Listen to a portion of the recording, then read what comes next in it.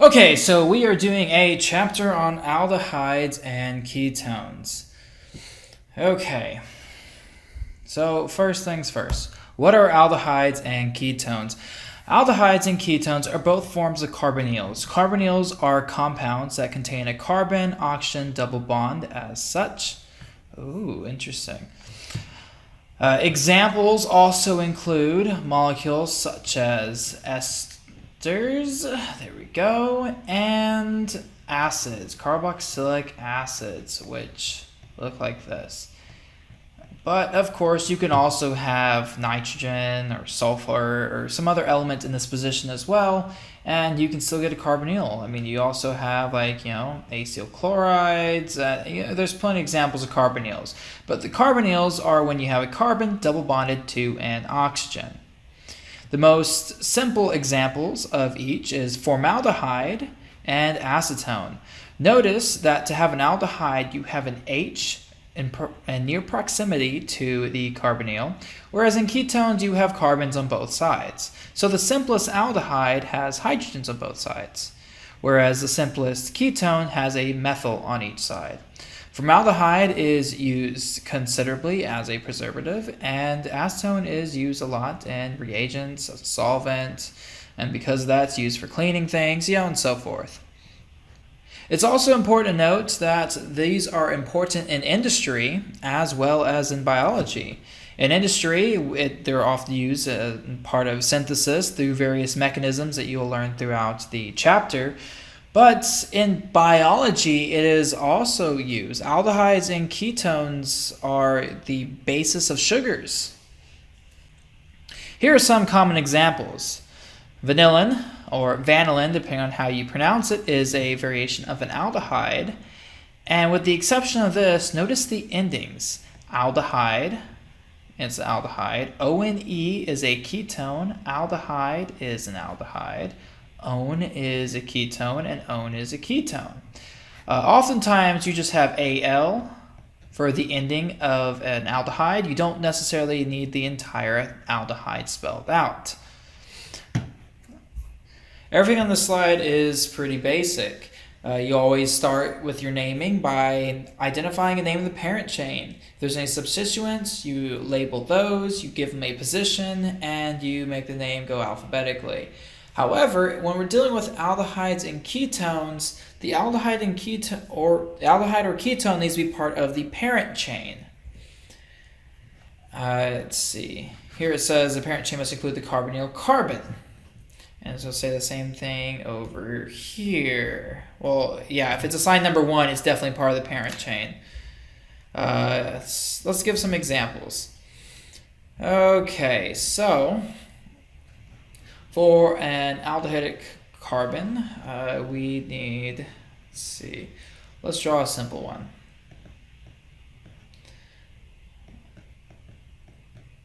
Why is it doing that? Well, that is an H. It is what it is. Anyways, we have a carbonyl bonded to a hydrogen here. So this is 2 carbons, so we want to use the ethan ending. And instead of putting an E at the end, this is an aldehyde, so we say ethanal. This is also called acetaldehyde and is one of the breakdown products of ethanol in the body. Acetaldehyde is the toxic component that often leads to symptoms such as hangovers or even things as terrible as cancer. For ketones, we'll end with ONE.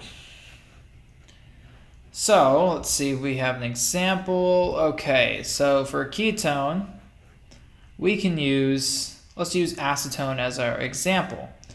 This has 3 carbons, so it is a propanone. So the base would be propane, but because it is a ketone, we end with ONE. Propanone. You can specify this is in position 2 and call it 2-propanone, but there is no such thing as a 1-propanone, and definitely not a 3, because then 3 and 1 are the same thing. If it's in the 1 position, it's not an one, because one is for a ketone, and ketone means there's carbons on both sides. What happens, though, if this was 1 carbon longer? Now, location becomes more important. Now, instead of calling it propanone, Well, that is 4 carbons, not 3. So we're going to say it is butanone. And I still need to specify it is in position 2. Although, semantically, we can argue that this is also position 2, so maybe not. If we add a 5th carbon, then we would have to say it's pentanone. And with pentanone, we don't have a choice. It either is in position 2 or it's in position 3. So we have to label the 2 for sure. Arguably for propanone or butanone, it's the same thing. So putting a 2 is kind of redundant. But for something like pentanone, you don't have a choice. And this is just standard stuff. If it's chiral, you put like the R, S, or whatever you need to at the beginning of the name. So let's not worry about this slide.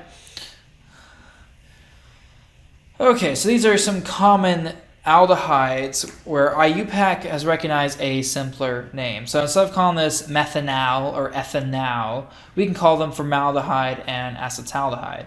Benzaldehyde is also widely accepted, and it's perfectly fine to use it in place of a more systematic name that includes a number of carbons and so forth.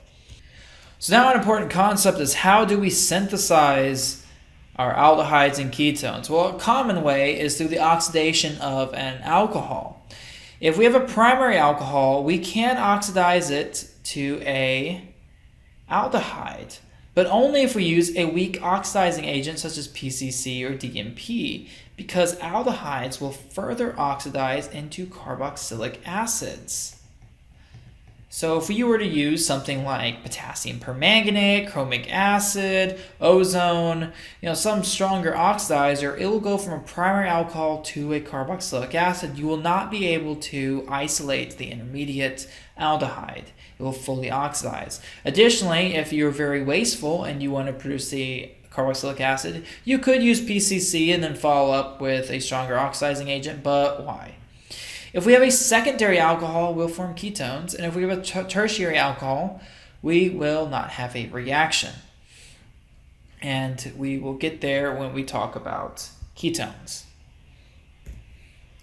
You can also undergo ozonolysis. When I try to memorize ozonolysis, I pretend like this gets cleaved down the middle and an O gets put onto both sides.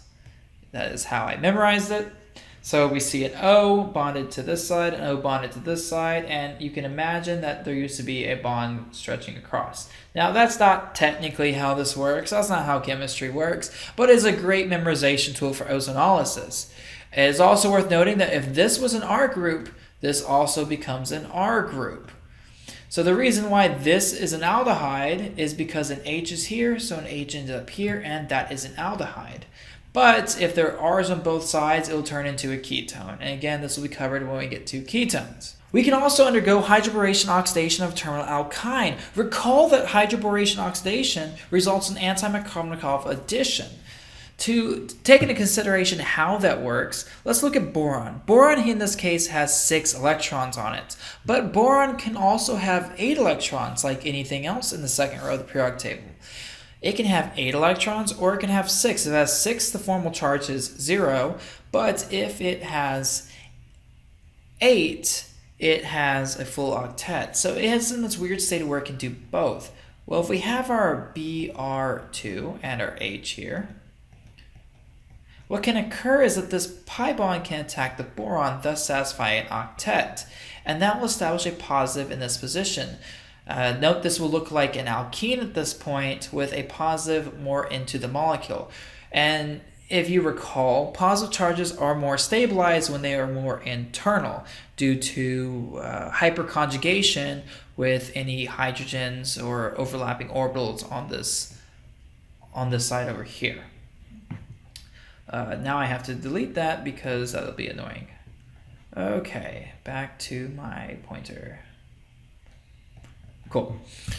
So once this forms an octet, then it doesn't want an octet. So the hydrogen will transfer through a hydrate transfer.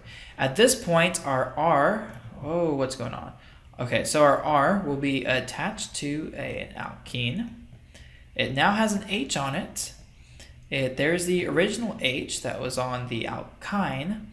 And then we have our BRB2. Sorry, this mouse and program both do not like me. Okay, at this point, our oxidation products, and I really don't want to go into this part of the mechanism, but essentially this becomes a leaving group and oxygen takes its place. The reason why I really don't want to get into the mechanism is because I don't remember it. So you have the first step now, and it's my fault for not knowing the second. Okay, so this gets replaced, and we have the OH. And wow, it's acting dumb again. Okay, anyways, we have this OH. And this is called an enol, which it mentions right here. You see the double bond, hence the ene, and the OH, hence the ol. This can undergo a tautomerization. Effectively, these electrons will grab onto this H, and in that process, the bond holding the two together will break and form a carbonyl, which looks like that above. So this is how we can form a aldehyde. Okay, so now we're doing ketones. I mentioned earlier that ketones can be produced from the oxidation of secondary alcohols. Any oxidizing agent you choose. Here they're using sodium dichromate, but you can use potassium permanganate, you can use ozone, you can use chromic acid. The point is that you're using a strong oxidizer, and even mild oxidizing agents can do it as well. But this cannot be oxidized further. There's no hydrogens it can remove. And when there's no hydrogens it can remove, that is the end stop. That's why tertiary alcohols do not react, but primaries and secondaries too. So the secondary, it just removes the H, both from there, and it removes the H that was right here and puts in double bond. Very nice, simple, forms ketones. We can also undergo ozonolysis. I mentioned this earlier. Just imagine you split this, you put O's on both sides, and since this is secondary and this is secondary, they're both going to form ketones. Again, if this was an H, this would be an H, and then it'd be an aldehyde. Okay, we can also undergo acid-catalyzed hydration of terminal alkynes.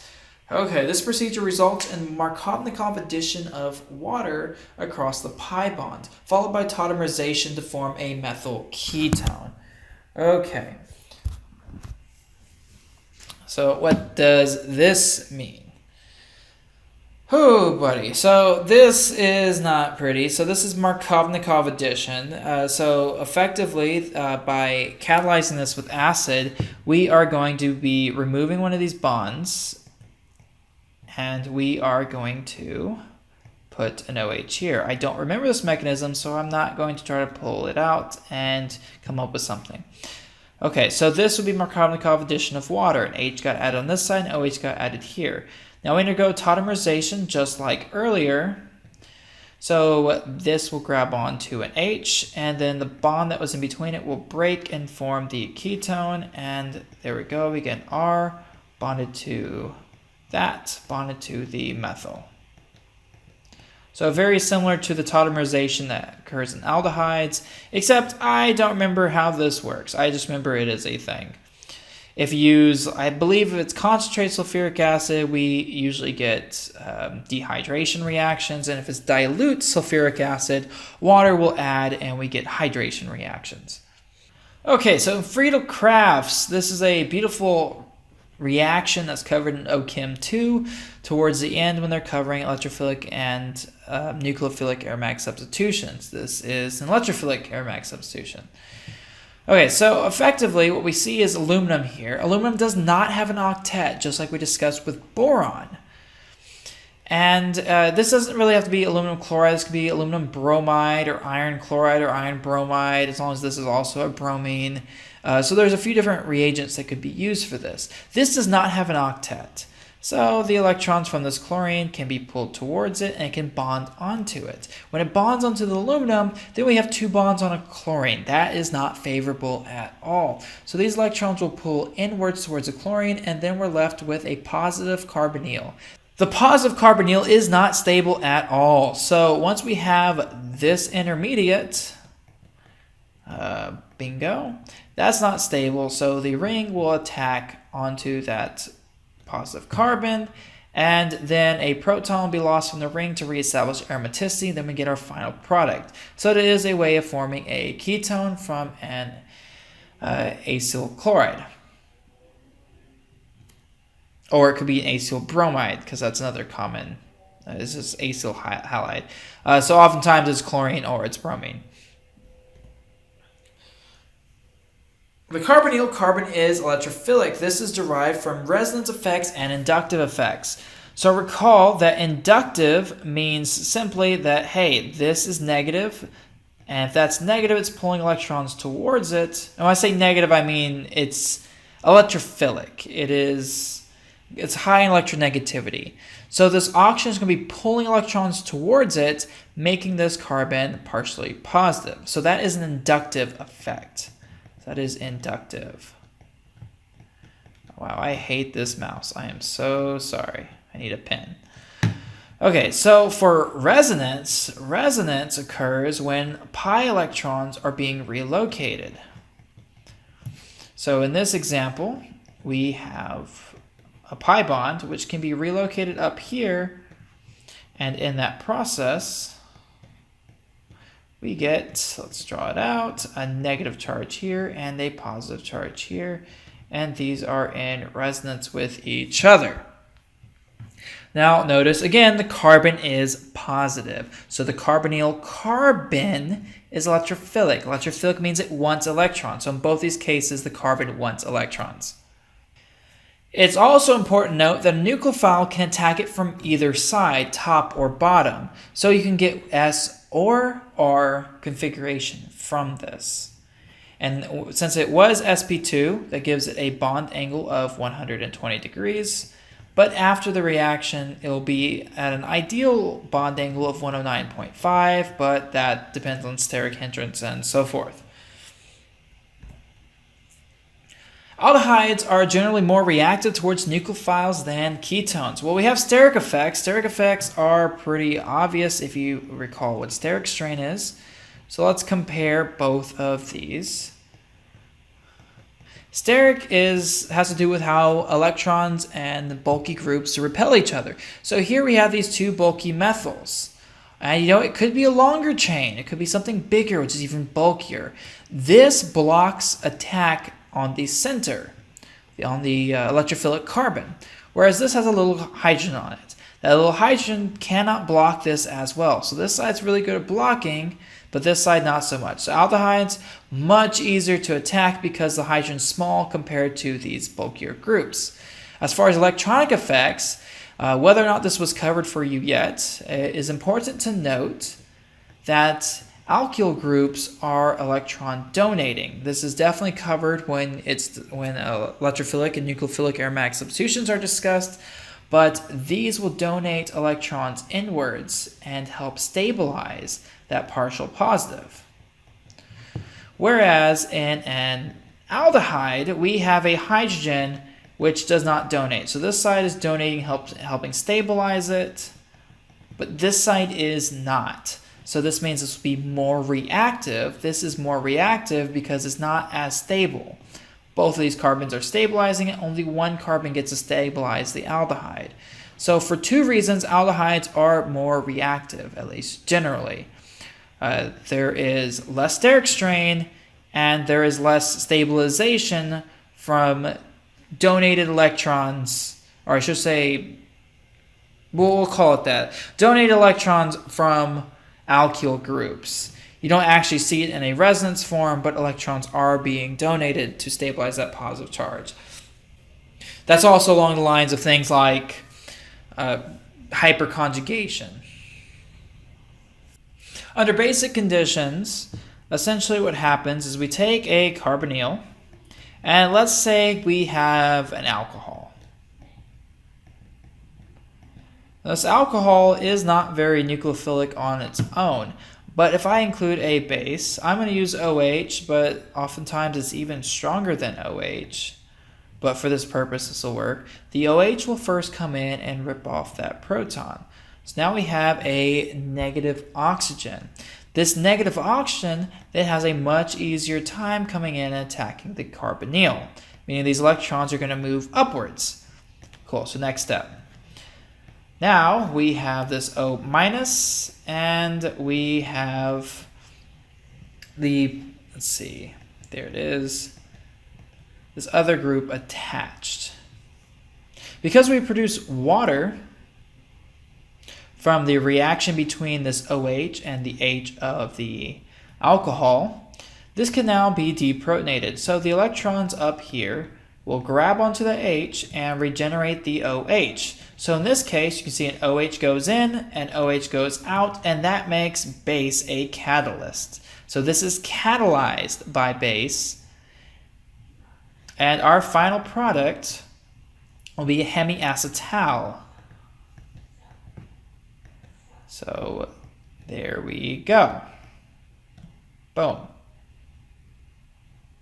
Under right conditions, it is possible for this to be attacked again and for this to be a leaving group, especially if we can produce things like water, and that will likely be covered in your lecture. And I guess let me write that down. This is called a hemiacetal.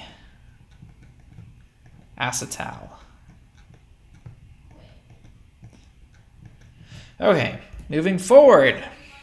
Aldehydes and ketones can react with weaker nucleophiles under acidic conditions. So let's take a look at something.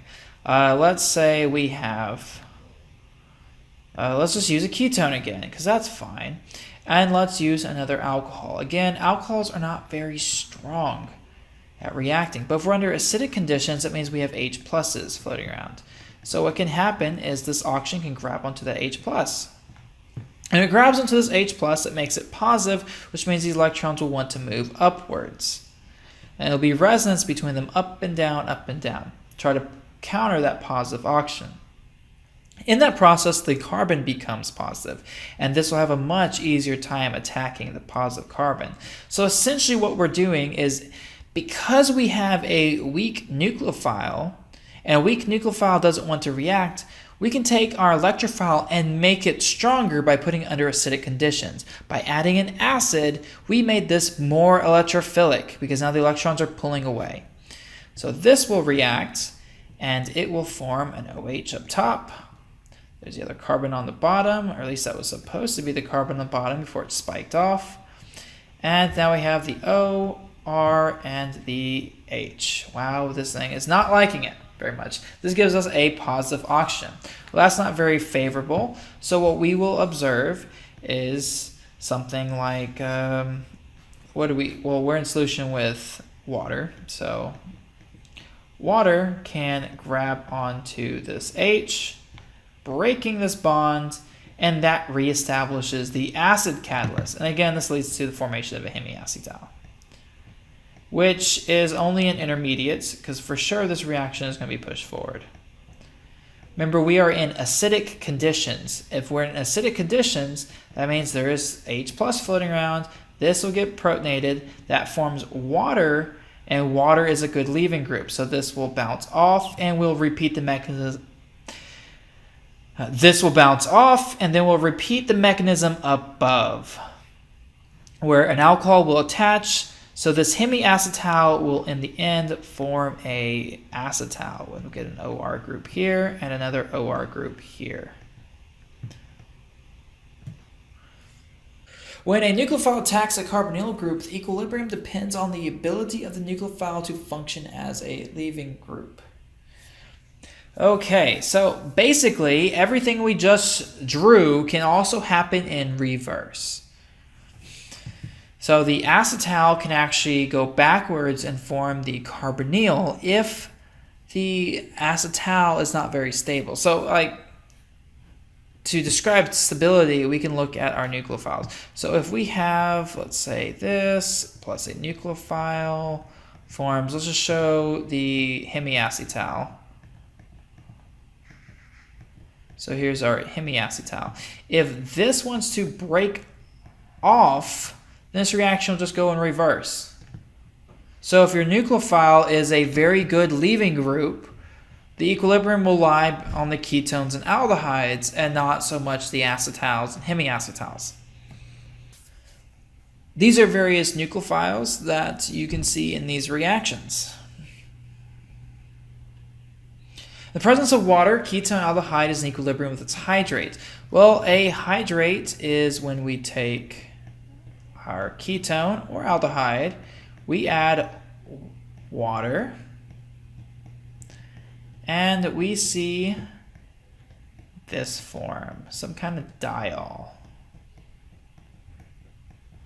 And notice in this, there's water right there. I have no idea why that keeps spiking to the left. If anyone has an idea, please give it to me. Okay. I do not like that. Jeez. Okay, anyways, this is called the hydrate. And of course, if we were looking at a aldehyde, we just need to put H's on it. That's it. Nothing changes. And this is pretty straightforward. Water will attack in here. These electrons can move upwards, and they can tautomerize and take the H off of the water that got added onto it, and you form the hydrated form. This doesn't want to necessarily form because water is a good leaving group. So as we discussed earlier, if the leaving group is good, then our equilibrium lies here on the left. So this will generally lie on the left. But if we're under acidic or basic conditions, this hydrate can be even more present. Under basic conditions, OH is the nucleophile. Well, that has to do with what I mentioned here. If we have the OH, if we have OHs in solution, these can easily attack the carbonyl. And then once that occurs, these electrons move up, then this gets reprotonated and it reforms base catalysts, like we mentioned in a previous slide, and then we get our hydrate. And we get more base. Because recall that when this moves up, we'll have a negative oxygen, and then with other water that's in solution, that negative oxygen will want to take in a proton, and that regenerates our catalyst. As far as acidic conditions are concerned, the carbonyl will be protonated and the water is a nucleophile. So if we are looking at this and water, there are acidic conditions, this gets protonated. That gives us our positive oxygen, which means these electrons want to move upwards. And if those want to move upwards, this water has no issue attacking here. It will be followed by the loss of one of these protons, which will regenerate the acid catalyst. So this will reproduce H+. So H+ went in. It's right here, all terrible and hard to see thanks to this mouse and glitchy program. But the acid catalyst will be regenerated, and we will form our hydrate. Boom. Okay, so these are pretty important to keep in mind. A strong base cannot exist in an acidic environment, and a strong acid cannot exist in a basic environment. So if you are working on a mechanism and that mechanism requires you to use a strong base, but you're under acidic conditions, your mechanism is wrong. The converse is also true. If you're under basic conditions and the mechanism you draw requires an acid as an intermediate or some step, doesn't matter, you are wrong. Acids do not exist under basic conditions and vice versa, at least not at any high enough concentration to be useful for your mechanism. Now we're going into more details on what acetals are. As I mentioned earlier, acetals are when we have these O groups on both sides. Whereas a hemiacetal, so if it was a hemi, one of these would be an OH, which means that this reaction only occurred one time, not twice. So you could have acetals where it happens twice, or hemiacetals where it only happens once. And as I mentioned before, you often need like acidic conditions, and these are the most common acids, sulfuric acid or TSOH. Sulfuric acid is going to be a bit more common, but sometimes you do need these more specialized acids. For most simple aldehydes, the acetal is favored at equilibrium. Okay, let's move forward. If a diol is used, then both equivalents of alcohol come from the same compound and a cyclic acetal is formed. What does that mean? Well, let's say we are taking our good old ketone, and we have a diol. So let's use ethane diol. Essentially, let's say we are under basic conditions. So if we are under basic conditions, doesn't really matter. If we're under basic conditions, this can get deprotonated. So this will come in and grab that hydrogen, and these electrons will move back to the oxygen. At this point, we have a negative oxygen. That negative oxygen has no issue attacking the carbonyl. And then these electrons will move upwards. So that leads to the formation of this OH. And we have an O here. And we have our 2 carbons and another OH. Again, we are under basic conditions, so we can imagine that this is going to get deprotonated further, and that will cause these electrons to move back to the oxygen, and then once we have negative oxygen, it can attack here. And then this can break off reforming base catalyst. And we will see the formation of a cyclic. Oh gosh, that's not okay. We cannot do that. That's not the place for it to do that at. Okay, and from here we'll form a cyclic. There's an oxygen, there's a carbon, there's a carbon, here's an oxygen, and there we go. So now we formed a cyclic acetal. Acetal formation is reversible and can be controlled by adding or removing water.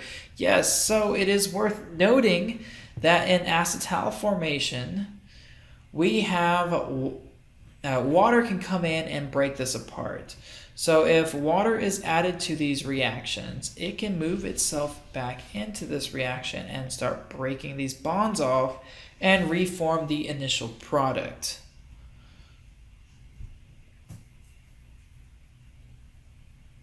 In fact, it's more obvious when I do the acidic version of this, but you can see water as a leaving group. Because here I have OH as a leaving group, but if I'm doing this under acidic conditions, water leaves the reaction. So under acidic conditions, it's even more obvious that water can control this. So how do we do a reaction like this? Well, we can't just dump in reducing agent because both carbonyls are affected, but we can undergo a reaction that will turn this into a cyclic acetal. And at this point, this position is now protected. So now if I undergo a reducing agent, I can turn this ester into a primary alcohol. And following that, we can add water, which we know will convert the acetal back into its ketone form. Sure enough, that's what the slide says. And we mentioned hemiacetals as being an intermediate. And they're pretty difficult to isolate because oftentimes the reactions will just keep moving forward. Here is an example of a forced acetal because there's really no choice here. Under acidic conditions, this gets protonated.